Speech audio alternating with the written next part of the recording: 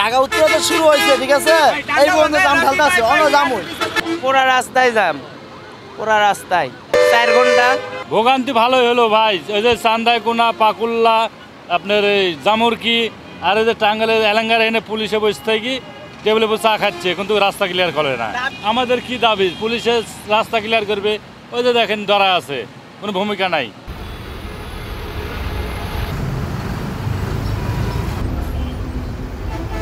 যানজট একবারে সেরা ইয়াতে থেকে ঢাকা থেকে আসতেছি, জামই পুরা জাম। বাড়ি যেতে মনে হচ্ছে রাত 8টা বেজে যাবে। যানজট, প্রচুর যানজট। কালকে 3টা থেকে রওনা দিছি, 3টা থেকে রওনা দিয়ে হেরে এই মুহূর্তে রাস্তা আছি। নারায়ণগঞ্জ থেকে যাবো টাঙ্গাইল গোপালপুর।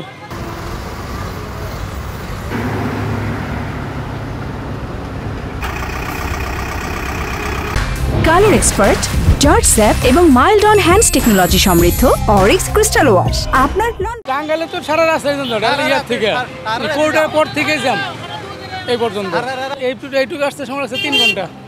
রাস্তা খুবই খারাপ, এবার এত মানুষ চলাচল করে সারা রাত বই টাঙ্গাইল, আরো তো রাস্তা পরে হয়েছে মেলাহানি, সেই কষ্ট হয়েছে, কষ্ট কোনো শেষ নাই। আসলাম স্বাভাবিক সময়ে 1 ঘন্টার মতো লাগে, কিন্তু আমি রওনা দিছি 5টার সময়, এখন বাজে 8টা।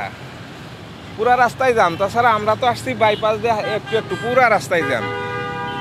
প্রশাসন খুব একটা দেখলাম না আর কি রাস্তায়, ভোগান্তি পুরাই ভোগান্তি আর কি, বাজে অবস্থা রাস্তায়।